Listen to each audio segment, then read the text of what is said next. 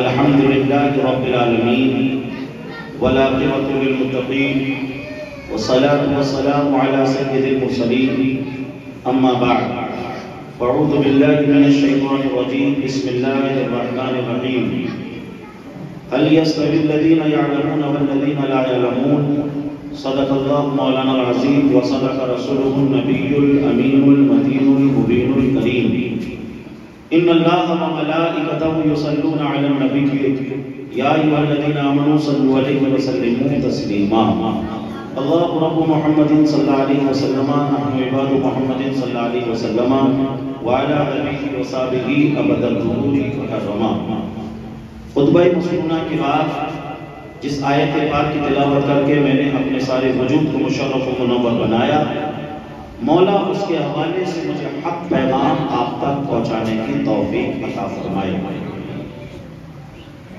آئیے میں اپنی گفتگو ایک حدیث پاک سے شروع کرتا ہوں۔ ابو داؤد شریف کی یہ حدیث ہے۔ حدیث سننے سے پہلے جی لگا کر کہہ دیں سبحان اللہ، الحمدللہ، اللہ اکبر۔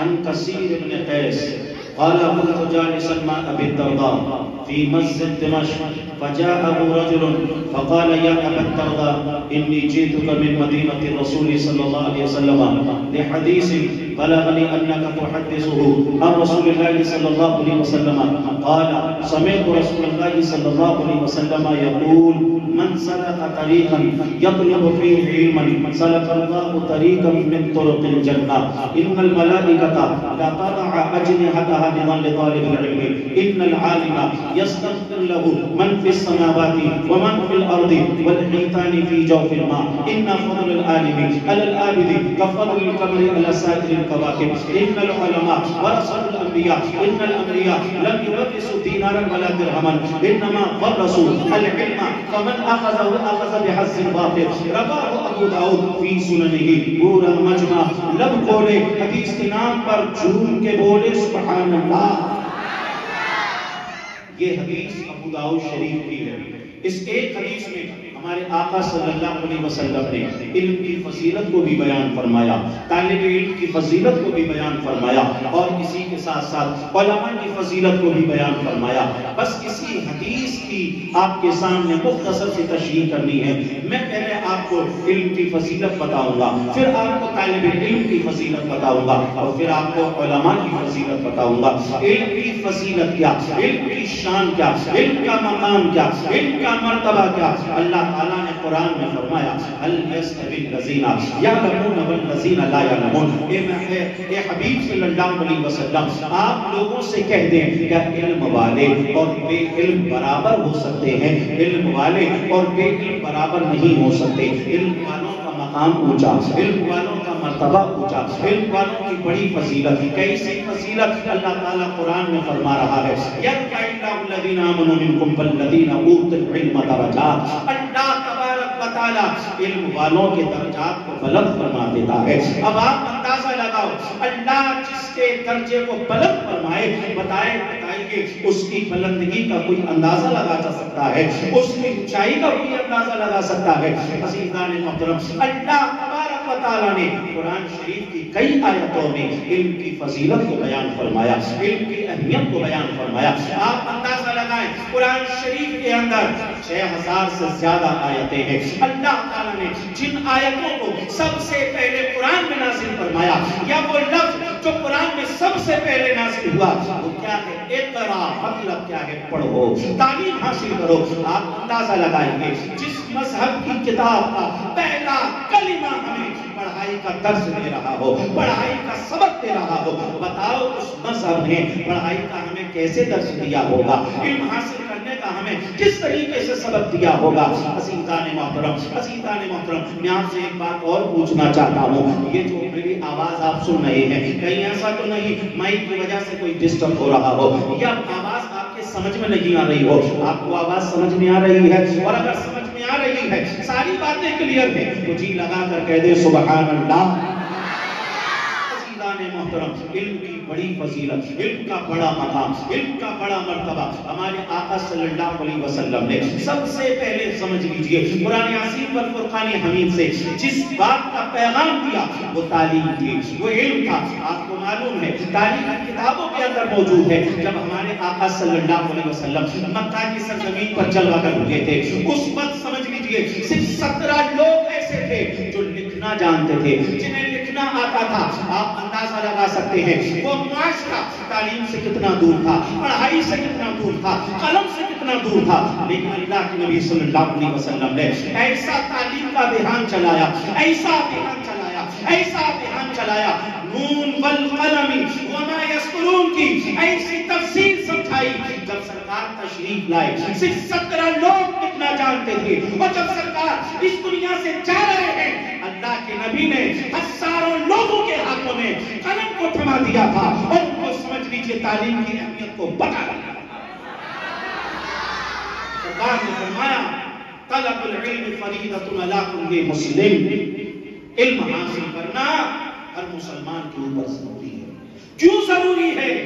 اس لیے ضروری ہے بغیر علم کے نہ تو ہم نماز صحیح طریقے سے پڑھ سکتے ہیں، نہ ہم روزہ صحیح طریقے سے رکھ سکتے ہیں، نہ حج عمرہ صحیح طریقے سے کر سکتے ہیں، نہ سمجھ لیجئے جو بھی اسلام کے ارکان ہیں وہی ارکان ہم بغیر علم کے صحیح طریقے سے نہیں کر سکتے۔ اس لیے اللہ کے نبی صلی اللہ علیہ وسلم نے علم کی فضیلت کو بیان فرمایا، اور کیسا فضیلت کو بیان فرمایا، درجنوں حدیثیں اس کے اوپر موجود ہیں۔ سرکار نے تعلیم کی اہمیت کو بتایا، سرکار نے تعلیم کی فضیلت کو بتایا۔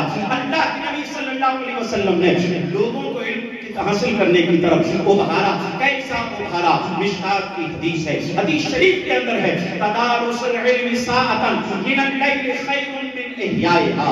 کیا فرمایا گیا کہ رات میں ایک لمحہ جاگ کر پڑھ لینا ساری رات جاگ کر عبادت کرنے سے زیادہ افضل ہے، اللہ کو زیادہ پسند ہے۔ ایک شخص رات میں ایک لمحہ پڑھ رہا ہے اور ایک شخص ساری رات جاگ کر عبادت کر رہا ہے، تو اللہ کسے پسند فرما رہا ہے؟ اسے پسند فرما رہا ہے جو ایک لمحہ پڑھ رہا ہے۔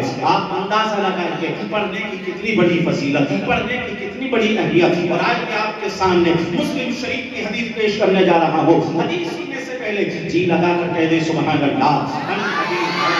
رضی اللہ تعالی عنہ قال رسول اللہ صلی اللہ علیہ وسلم من سلک طریقا یلتمس فیہ علما سهل اللہ له طریقا الی الجنہ وما اجتمع قوم فی بیت من بیوت اللہ ویتلون کتاب اللہ ویتدارسونه بینهم الا نزلت علیہم السکینہ وغشیتهم الرحمہ وحفتهم الملائکہ وذکرهم اللہ فی من عنده رواه مسلم فی صحیحہ۔ حدیث کے نام پر جھوم کے بول رہے سبحان اللہ۔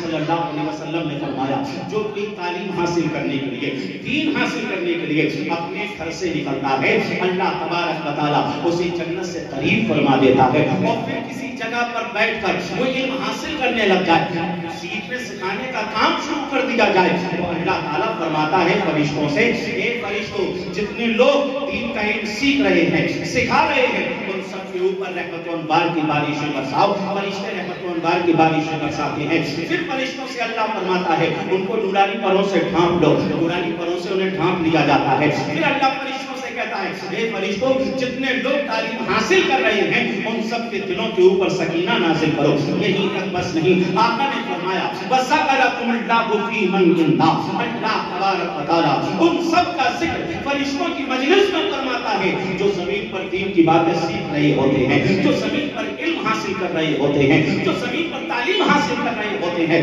آپ اندازہ کو لگائیے علم حاصل کرنے کا کیسا اونچا مقام، علم حاصل کرنے کا کیسا بلند مرتبہ۔ اگر زمین پر ہم علم حاصل کریں تو اللہ تبارک و تعالیٰ عرش پر ایسے لوگوں کا سمجھ لیجیے ذکر کر رہا ہے، فرشتوں کے سامنے ذکر کر رہا ہے۔ آپ اندازہ لگا سکتے ہیں علم کتنی بڑی فضیلت کی چیز ہے، اور علم کے ذریعے کس طریقے سے عزتیں ملتی ہیں، علم کے ذریعے سے اللہ تبارک و تعالیٰ انسان کے مرتبے کو اس طریقے سے بلند فرماتا ہے۔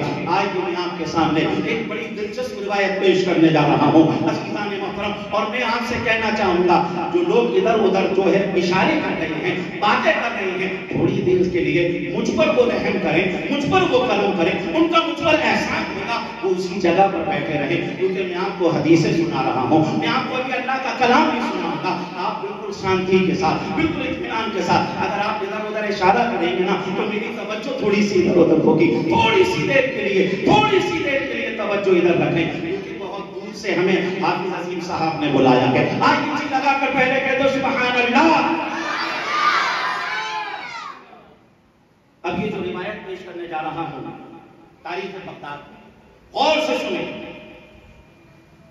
ایک بچہ جس کے ساتھ بہنوں کا ساتھ تھا، والد کا انتقال ہو گیا. اب ماں کو سمجھ لیجئے بیٹیوں کی بھی فکر، ایک ایک پیسے کی اہمیت اس کے سامنے. روایت کا حوالہ دے دیا ہے، تاریخ بغداد میں ہے. بچہ روزانہ جاتا کام کرنے کے لیے، کام کر کے آ جاتا، آنا جانا لگا، پیسے ملے ماں کو دے دیے. لیکن اب راستے میں کیا دیکھا، ایک نورانی شکل والے بزرگ ہیں اور وہ چند لوگوں کو بیٹھا کر درس دے رہے ہیں، وہ پڑھا رہے ہیں. اب وہ بچہ بھی سمجھ لیجیے ان حضرت کے پاس آ کر بیٹھ گیا اور ان سے دین کی باتیں سننے لگا. اب دین کی باتوں میں اسے ایسا لطف آنے لگا، ایسا مزہ آنے لگا. اب وہ جانے سے پہلے ان حضرت کی بارگاہ میں ہوتا اور آنے کے وقت بھی ان کی بارگاہ میں ہوتا. اب دوستو ٹائم وہاں لگا، کام کم ہوا، محنتانہ کم ملا. ماں نے پوچھا بیٹا ہر مہینے تو پیسے زیادہ ملتے لیکن اس مہینے کم ملے. بچے نے سب بتا دیا. امی میں راستے میں جاتا ہوں تو ایک حضرت درس دیتے ہیں اور میں ان کے درس میں بیٹھ جاتا ہوں، بہت اچھا پڑھاتے ہیں وہ. ماں بگڑ گئی. ماں نے بچے کو پکڑا اور سیدھا حضرت کے پاس پہنچی اور کہنے لگی آپ میرے بچے کو کیوں بگاڑ رہے ہیں، آپ اس کا وقت کیوں خراب کر رہے ہیں، اسے مت الجھائیے کتابوں میں. یہ کام کرتا ہے اور اس کے والد کا سایہ اس کے سر سے اٹھ چکا ہے، بہنوں کا ساتھ ہے، پیسے کی بڑی ضرورت ہے. اب وہ جو حضرت تھے نا وہ بھی اللہ کی ولی تھے. ترمذی کی حدیث آقا نے فرمایا اتقوا فراست المؤمن فإنه ينظر بنور اللہ. اللہ کے نبی نے فرمایا مومن کی فراست سے بچو کیونکہ وہ جب دیکھتا ہے تو اللہ کے نور سے دیکھتا ہے. اس اللہ کے ولی نے یہ کہا کہ تم بچے کو پڑھنے دو، میں دیکھ رہا ہوں ایک دن ایسا آئے گا شاہی محل ہوگا، شاہی دربار ہوگا، شاہی دسترخوان بچھا ہوگا، شاہی پکوان لگے ہوں گے، روغن پستہ کا بنا ہوا فالودہ لایا جائے گا اور تمہارا بچہ کھا رہا ہوگا. اس ماں نے کہا اصبحت مجنونا یا شیخ، شیخ لگتا ہے تم سٹیا گئے ہو. تو وقت کا روکھا سوکھا ہمیں کیسے میسر آتا ہے وہ ہم جانتے ہیں، مگر تم کہہ رہے ہو روغن پستہ کا بنا ہوا فالودہ. کہا کہ اس کو پڑھنے دو، اس کو پڑھنے دو، میں جو کہہ رہا ہوں وہ ہوگا. عزیزان محترم یہ کہنے والا کوئی عام نہیں، یہ کہنے والا امام اعظم ابو حنیفہ تھے اور جس کے لیے کہہ رہے تھے امام اعظم کے سب سے خاص شاگرد حضرت امام ابو یوسف کے بارے میں. امام ابو یوسف کا بچپنا، امام ابو یوسف پڑھتے رہے. عزیزان محترم اللہ نے فرمایا یرفع اللہ الذین آمنوا منکم والذین اوتوا العلم درجات، علم کی وجہ سے اللہ درجات بلند کر دیتا ہے. دوستو امام ابو یوسف اتنے بڑے عالم بنے کہ بادشاہ وقت، خلیفہ وقت ہارون رشید کا جو زمانہ تھا نا اس کی عدالت کے چیف جسٹس مقرر ہوئے، چیف جسٹس قاضی القضات بنے۔ قاضی القضات بننے کے بعد ہارون رشید نے محل کے اندر ایک شاہی دعوت کا اہتمام کیا، شاہی پکوان لگے ہوئے تھے، شاہی دسترخوان بچھا ہوا تھا، کھانے آ رہے تھے، اور جیسے امام ابو یوسف نے روغن پستہ کا بنا ہوا فالودہ دیکھا، امام ابو یوسف کی آنکھوں میں آنسو، ایسا لگا گویا کہ وہ پچھلا وقت یاد آ گیا ہوا۔ بادشاہ نے کہا، خلیفہ نے کہا، قاضی صاحب کیا بات ہے؟ آج تو خوشی کے لمحات ہیں، آپ کی آنکھوں میں آنسو کیسے؟ کہا کہ ایک بات یاد آ گئی۔ کہا کیا؟ آپ نے سارا واقعہ بتایا اور کہا کاش جو میرے حضرت نے کہا تھا وہ تو سب ثابت ہوا۔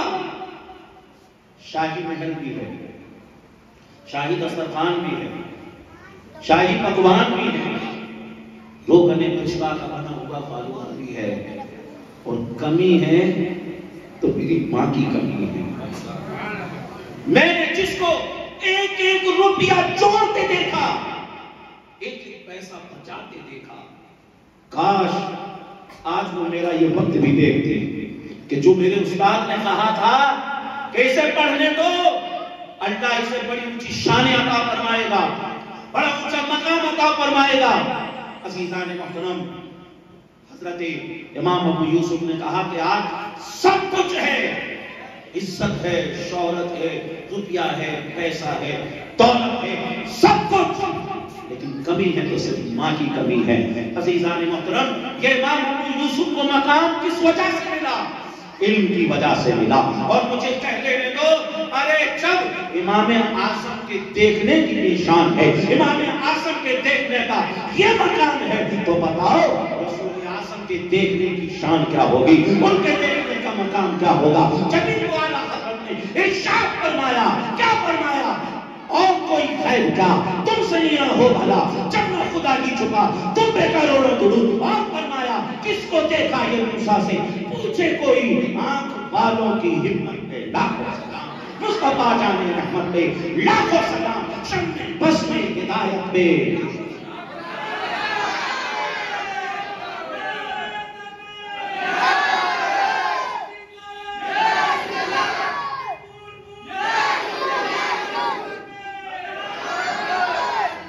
پتا کیا چلا؟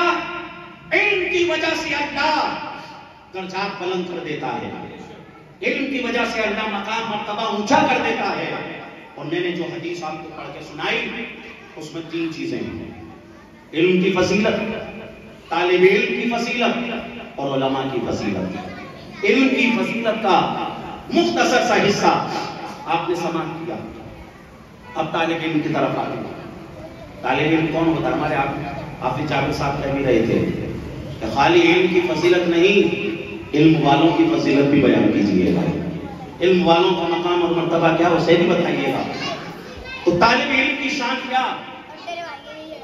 میں نے جو حدیث پڑھی نا اس میں اللہ کے نبی نے فرمایا ان الملائکۃ لتضع اجنحتها لطالب العلم، کہ طالب علم کے قدموں کے نیچے فرشتے اپنے پروں کو بچھاتے ہیں۔ بتائیے اس سے بڑی کوئی فضیلت ہو سکتی ہے؟ آپ نے ریڈ کارپیٹس دیکھے ہوں گے، جب کوئی بڑا مہمان آتا ہے، کوئی بڑا منتری آتا ہے، کوئی بڑا سمجھ لیجیے کسی ملک کا بادشاہ آتا ہے تو اس کے اعزاز میں، اس کے اکرام میں ریڈ کارپیٹ بچھائے جاتے ہیں۔ کہاں تک بچھائے جاتے ہیں؟ زیادہ سے زیادہ 1 کلومیٹر، اس سے زیادہ نہیں۔ لیکن اللہ کے نبی نے طالب علم کی شان کو اتنا بڑھایا، اتنا بڑھایا، سرکار نے فرمایا یہ جہاں تک جائیں گے فرشتے اپنے نورانی قدم ان کے، فرشتے اپنے نورانی پر ان کے قدموں کے نیچے بچھائیں گے۔ پتہ کیا چلا؟ طالب علم کی بڑی شان، بڑا مقام، بڑا مرتبہ، بڑی عزت ہے، بڑی عظمت ہے، بڑی عزت ہے۔ اب اللہ کے نزدیک طالب علم کی شان کیا ہے اور رسول اللہ کے نزدیک طالب علم کی شان کیا ہے؟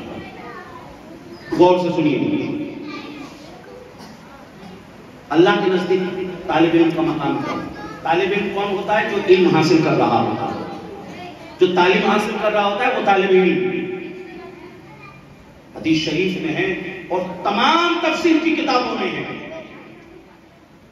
ایک مرتبہ اللہ کے نبی صلی اللہ علیہ وسلم جو قریش کے بڑے لوگ تھے، چودھری ٹائپ کے لوگ تھے، ان سے ڈسکس کر رہے تھے کسی اہم مدے پر۔ اتنے میں کیا ہوا، ایک صحابی رسول حضرت عبداللہ ابن ام مکتوم رضی اللہ تعالیٰ عنہ گئے اور وہ سرکار سے کچھ باتیں پوچھنے لگے۔ نابینا تھے، انہیں نہیں نظر آ رہا تھا کہ کیا چل رہا ہے، اس لیے وہ کچھ باتیں پوچھنے لگے۔ توجہ آپ کی ادھر ہے، کچھ باتیں پوچھنے لگے۔ اب سرکار کسی اہم مدے پر قریش کے بڑے لیڈرز کے ساتھ میٹنگ کر رہے تھے۔ سرکار نے حضرت عبداللہ ابن ام مکتوم کی طرف توجہ نہیں فرمائی۔ بھئی ایک ڈاکٹر ہو، ایک سردی کھانسی کا مریض ہے اور ایک دم ایمرجنسی آ جائے تو بتائیے ایمرجنسی بھی دیکھا جائے گا نا پہلے۔ تو سرکار نے ان کی طرف توجہ نہیں فرمائی، بڑے لیڈرز کے ساتھ باتیں کرتے رہے۔ اللہ تعالیٰ نے قرآن شریف میں آیت نازل فرما دی، عبس وتولی ان جاءہ الاعمی وما یدریک لعلہ یزکیٰ او یذکر فتنفعہ الذکریٰ۔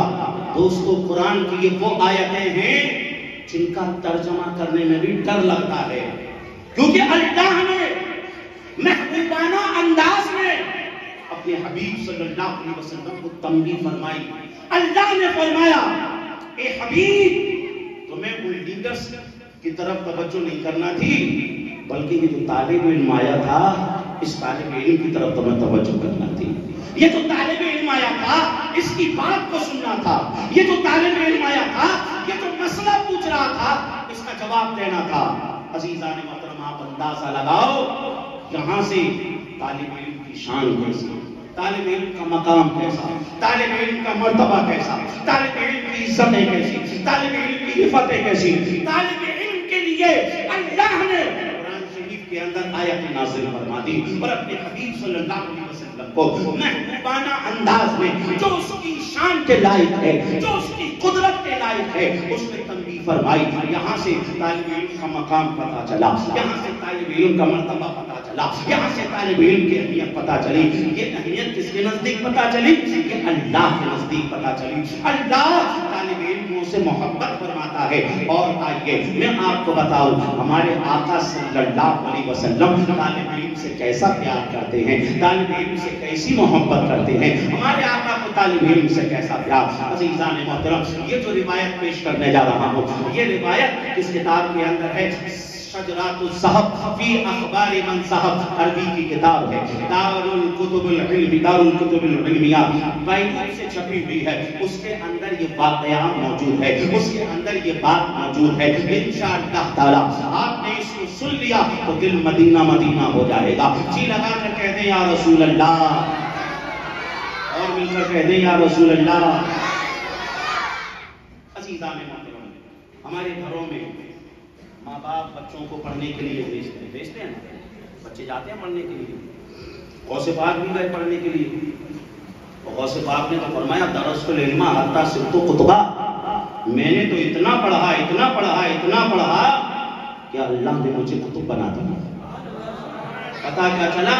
اگر کوئی علم حاصل کرے صحیح طریقے سے تو وہ علم کے ذریعے سمجھ لیجیے کتب بن جاتا ہے۔ اور اللہ نے قرآن میں فرمایا انما یخشی اللہ من عبادہ العلماء، کہ اللہ سے ڈرنے والے اگر کوئی ہیں تو وہ علم والے ہیں۔ اللہ کی خشیت جن کے پاس ہے وہ علم و اہل علم ہیں۔ تو جتنے بھی ولی ہیں نا وہ سارے کے سارے اہل علم ہوتے ہیں، کیونکہ اللہ جاہل کو اپنی معرفت نہیں عطا فرماتا، ایک جاہل کو اللہ کی معرفت نہیں حاصل ہو سکتی۔ عزیزان محترم، عزیزان محترم علم کی بڑی شان، بڑا مقام، بڑا مرتبہ۔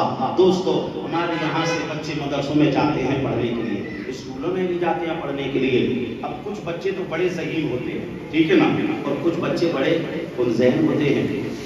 ایک طالب علم نام تھا اس کا سعد الدین، تقریباً 700 سال سے پرانی بات ہے، 700 سال سے زیادہ پرانی بات ہے۔ سعد الدین تفتزانی بہت بڑے امام، بہت بڑے علامہ، بہت بڑے فہامہ، لیکن جب قطب الدین رازی کے مدرسے میں پڑھنے کے لیے گئے تو کچھ سمجھ میں نہیں آتا تھا ان کے۔ ہوتے ہیں نا بہت سے بچے بہت پڑھتے ہیں، بہت پڑھتے ہیں، بہت یاد کرتے ہیں، لیکن یاد ہی نہیں ہوتا ہے، سمجھ میں نہیں آتا ہے۔ سعد الدین تفتزانی پڑھنے کے لیے پہنچ گئے۔ اب سمجھ لیجئے جب کچھ یاد نہیں ہوتا، کچھ سمجھ میں نہیں آتا تو بڑی کوفت ہوتی اور بڑے آنسو بہاتے اور فکر بس ایک ہی رہتی کہ جب ماں باپ نے مدرسے بھیجا تھا تو یہ کہہ کر بھیجا تھا کہ سعد الدین اب بہت بڑا عالم بن کے لوٹے گا، سعد الدین اب بہت بڑا امام بن کے لوٹے گا، بہت دین کی خدمت کرے گا۔ لیکن سعد الدین تفتزانی کہتے ہیں کہ صرف ماں باپ کے سوچنے سے بھی کچھ نہیں ہوتا، پڑھنے کے لیے دماغ بھی تو ہونا چاہیے۔ کتنا محنت کرتا ہوں، کتنی یاد کرتا ہوں، لیکن یاد ہی نہیں ہوتا ہے، کچھ دماغ میں ہی نہیں آتا ہے۔ لم آل وجودن فی التقسیم صدقت میسری چاہت تو جودن جبارا، بڑی محنت کی، بڑی محنت کی، بڑی محنت کی، مگر نتیجہ صفر۔ اب تو سارے استاد بھی تھک گئے تھے، کیا ہمارے بس کی بات نہیں ہے سعد الدین کو پڑھانا؟ ارے اس کا کچھ سمجھ میں ہی نہیں آتا ہے، یہ کچھ یاد ہی نہیں کرتا ہے۔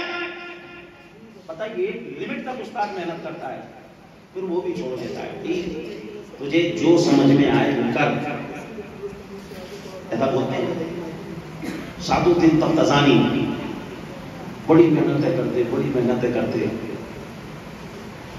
رات کو اٹھ کر خوب دعائیں بھی کرتے، خوب دعائیں کرتے اور اللہ کی بارگاہ میں کہتے لا یضیع اجر المحسنین، اے مولا تیرا قرآن میں فرمان ہے تم محنت کرنے والوں کی محنت کو برباد نہیں کرتا ہے۔ مولا اب محنت کرنا میرا کام ہے، وہ کامیابی دینا تیرا کام ہے۔ میں محنت کروں گا، آخری دم تک محنت کروں گا، میں سب کچھ جھونک دوں گا علم حاصل کرنے کے لیے۔ لیکن دوستو پھر بھی کچھ سمجھ میں نہیں آتا، ساری رات پڑھتے تھے، کتاب کھول کے رکھ لیتے، دیکھتے رہتے اسے، بہت یاد کرتے، لیکن یاد بھی نہیں ہوتا۔ کبھی آپ کلاس میں ہو، آپ کے ساتھیوں کو کوئی بات سمجھ میں آ گئی ہو ٹیچر کی، اور اگر آپ کو وہ بات سمجھ میں نہیں آتی ہے تو اندر ہی اندر اتنی کوفت ہوتی ہے، یار مجھے کیوں نہیں سمجھ میں آ رہا ہے۔ یہ حضرت سعد الدین کے لیے سمجھ لیں روز کا معاملہ۔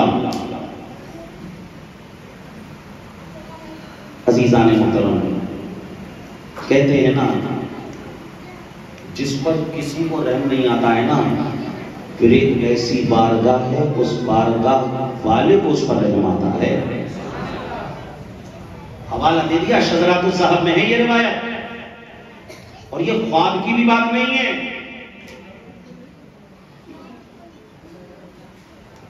ایک دن سعد الدین تفتزانی پڑھ رہے تھے، کتاب کھلی ہوئی تھی،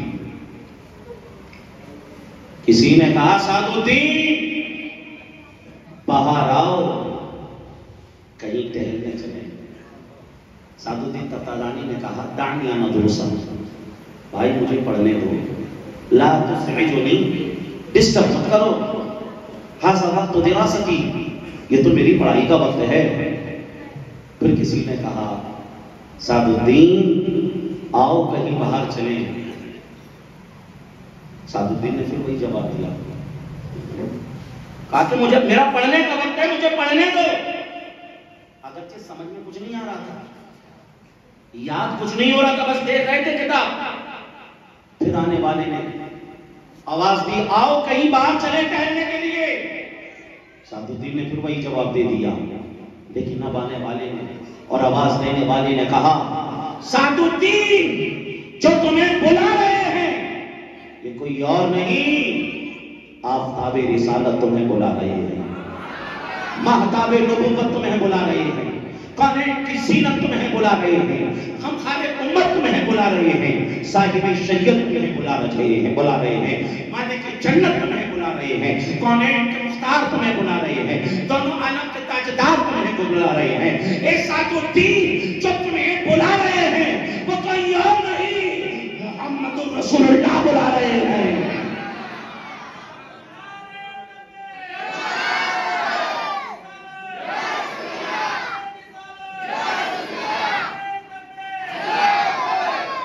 سعد الدین نے سمجھ لیجئے اب نہ تو ٹوپی کو دیکھا، نہ دستار کو دیکھا، نہ جبے کو دیکھا، کسی چیز کو نہ دیکھا، سعد الدین دوڑے، اور میں کہتا ہوں جیسے سرکار کے چہرے کو دیکھا ہوگا، سرکار کا دیدار کیا ہوگا، انداز کچھ رہے ہوں، جذبات کچھ رہے ہوں، مفہوم وہی ہوگا جو فاضل بریلوی نے بتایا۔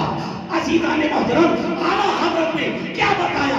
سعد الدین نے جیسے ہی رسول اللہ کو دیکھا ہوگا، زبان حال سے کہا ہوگا اللہ کی سرتابہ قدم شان ہے یہ، انسان ہے یہ انسان، وہ انسان ہے یہ۔ قرآن تو ایمان بتاتا ہے، ایمان یہ کہتا ہے میری جان ہے یہ۔ اور سرکار کے قدموں سے لپٹ جاتے ہیں اور عرض کرتے ہیں یا رسول اللہ علیہ الصلوۃ والسلام، سرکار اگر کوئی بات تھی، یہ خواب کی بات نہیں ہے،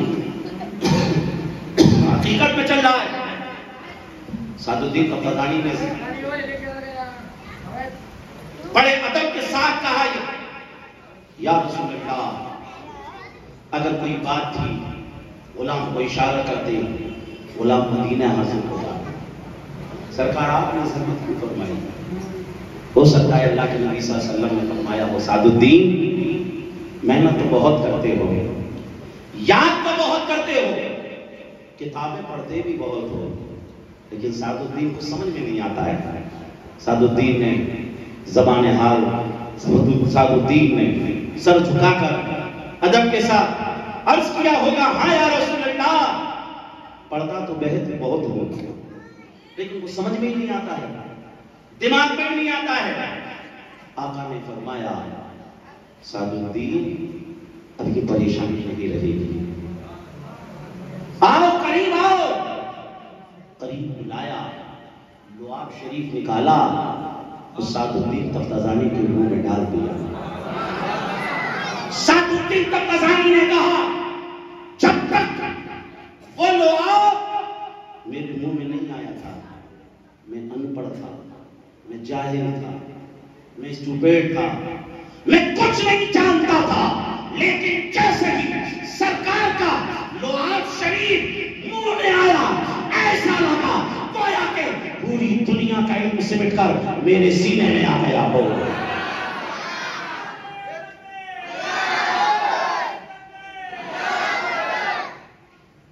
عزیزان محترم، آقا کریم صلی اللہ علیہ وسلم نے حضرت سعد الدین تفتازانی کی بگڑی کو بنا دیا۔ بگڑی بھی بنائیں گے، جلوے بھی دکھائیں گے، گھبراؤ نہ دیوانوں سرکار بلائیں گے۔